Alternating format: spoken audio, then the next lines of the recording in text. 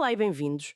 Bem, hoje vamos explorar alguns materiais sobre a gestão de ficheiros e unidades no GNU Linux. O objetivo é mesmo tentar perceber um bocadinho porquê as coisas funcionam assim neste ambiente.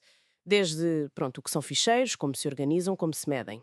Precisamente. É que entender não só o quê, mas o porquê por trás destes conceitos básicos é fundamental, mesmo para interagir de forma mais eficaz com o sistema GNU Linux. Vamos lá ver os pontos-chave. Ok, vamos lá então. Começando pelo início. O que é um fecheiro? Assim, de forma simples e como os textos descrevem, é um sítio para guardar dados. Uhum. Documentos, música, programas, enfim. E claro, cada um tem de ter um nome único, não é? Para o identificarmos. Tipo relatório final. Exato. E aqui surge logo uma característica muito própria do GNU Linux, que as fontes também destacam bem: a sensibilidade a maiúsculas e minúsculas. Ah, pois é. Quer dizer, relatório final com R grande e relatório final com R pequeno. São fecheiros completamente diferentes para o sistema. Certo. Isto vem muito da herança do Unix. Pronto, dá mais flexibilidade. O que implica que é preciso ter alguma atenção, então, ao nomear e ao procurar, certo? Sem dúvida. Usar minúsculas sempre, como sugerem, parece ser uma boa prática para evitar confusões, até porque muitos comandos também usam minúsculas. Exatamente. É uma boa convenção.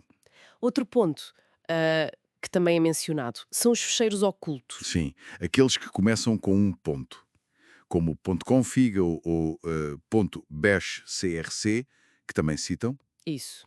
normalmente não aparecem numa listagem normal, pois não? Não, não. Precisas de um comando específico tipo ls-a para os Certo. ver.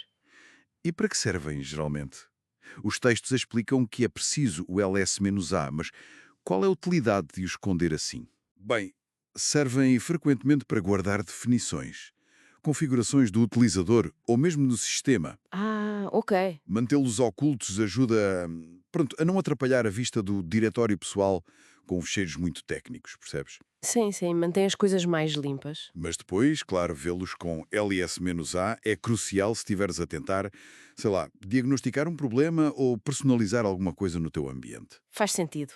Ok, seguindo para as extensões tipo .txt, .html, .gz, essas coisas, as fontes indicam que ajudam a identificar o tipo de fecheiro e a aplicação que o deve abrir, não é? Sim, ajudam imenso.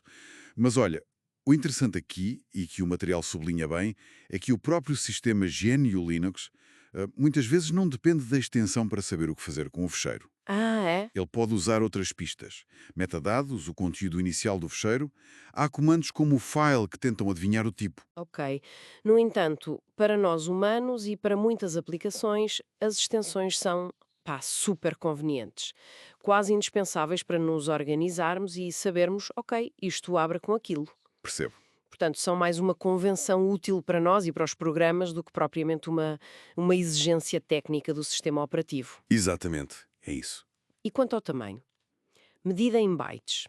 A unidade base, um byte, 8 bits, pode ser uma letra, um número, até um espaço, conta, como dizem os textos. Correto. E aqui entra aquela nuance do quilo, mega e giga. As fontes explicam bem, no nosso dia a dia, quilo é 1000, não é? 1000. Sim. Mas em computação, por causa da natureza binária, das potências de 2, 1 kilobyte ou KB, na verdade, equivale a 1024 bytes. É 2 elevado a 10. Uhum. E o mesmo para mega, que é 1024 KB, ou 2 elevado a 20 bytes, e giga 1024 mega, 2 elevado a 30. E por aí fora. Mas essa diferença entre 1000 e 1024, isso às vezes não causa confusão? Sei lá, quando compramos um disco que diz ter X gigabytes. Pode causar sim. É muito comum os fabricantes de discos usarem a definição decimal. 1 GB igual a 1 bilhão de bytes. Ponto final. Certo. Mas depois o sistema operativo, quando vai mostrar o espaço, usa a definição binária, onde 1 GB com I de binário é 1024 megabytes. E o número parece mais pequeno. Ah, ok, é por isso. É? É importante ter essa distinção em mente. Mas pronto, a ideia geral é ajudar a gerir números enormes. Como os textos dizem, é bem mais fácil falar em 1 GB do que em 1000 milhões, 73 milhões, etc, de bytes. Claramente. Bem mais prático.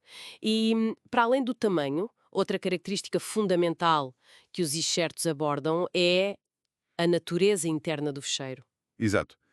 A distinção entre ficheiros de texto e ficheiros binários. Os ficheiros de texto são aqueles que nós conseguimos ler. Cartas, scripts, código-fonte, contêm caracteres legíveis. Pronto. Uhum. Texto simples. Já os ficheiros binários, com programas já compilados, imagens, ficheiros de música, esses contêm dados que só fazem sentido direto para o computador, para o processador. E se tentarmos abrir um ficheiro binário no editor de texto? É aí que aparece aquela confusão de símbolos esquisitos que os textos mencionam. Exatamente. É lixo para nós. O processo de compilação, que também referem, é o que transforma o código-fonte que nós escrevemos, o texto legível, em algo que a máquina entende, o binário, certo? Precisamente. A compilação é essa ponte essencial entre a linguagem humana e a linguagem da máquina. Fundamental. Muito bem. Então, acho que podemos recapitular os pontos principais destes materiais que vimos. Força. Nomes de ficheiros em GNU Linux. Distinguem maiúsculas de minúsculas, herança do Unix. Extensões, úteis para nós, mas não estritamente obrigatórias para o sistema em si. Tamanho, medido em bytes, com múltiplos de 1024 para quilo, mega, giga. Certo. E a divisão crucial entre ficheiros de texto, que são legíveis por humanos, e ficheiros binários, que são para a máquina interpretar. Uma síntese perfeita, sim. E, olha, fica talvez uma questão para pensar um bocadinho, inspirada nisto tudo. Diz?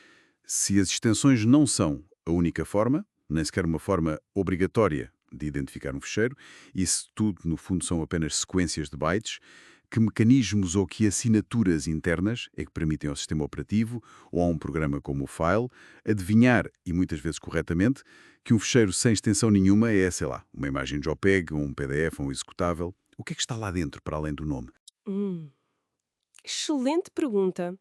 Dá que pensar sobre o que mais identifica um fecheiro. Um bom ponto para exploração futura.